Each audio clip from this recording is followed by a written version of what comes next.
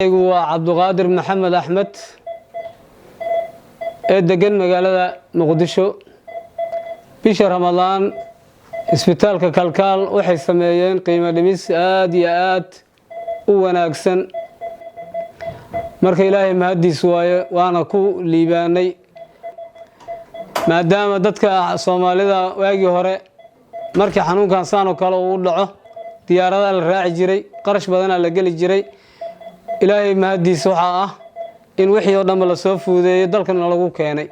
qiimo dhimista la sameeyay ay sameeyeen isbitaalka Kalkaal taqaatiirta ay sameeyeen qiimo dhimista ay sameeyeen ku maasi waxa loo sameeyo loo yeelana waa bisha Ramadaan awgeeda. marka bisha nabigeena kaleey salaatu wasalaam wuxuu ku tilmaamay shahru mubaarak waa bil barakaysan waa bishii quraanka la soo dejiyay. marka waxaan u mahadnaqayaa taqaatiirtii iyo caafimaadka dadkii soo abaabulay ee isbitaalkan quruxda badan noo furay ayaan Ilaahay u mahadnaqayaa in Ilaahay ajri xasanaad ka siiyo bisha Ramadaan barakadeeda.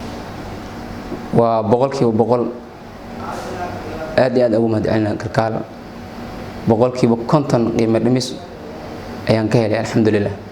si fiican ugu adeegay Kalkaal waa isbitaalka sida gobolka Banaadir isbitaalka ugu fiican ay ila tahay bulshada waxa uu soo jeedina in iyagana sida aniga aan liigu adeegay inay u soo qayb qaataan.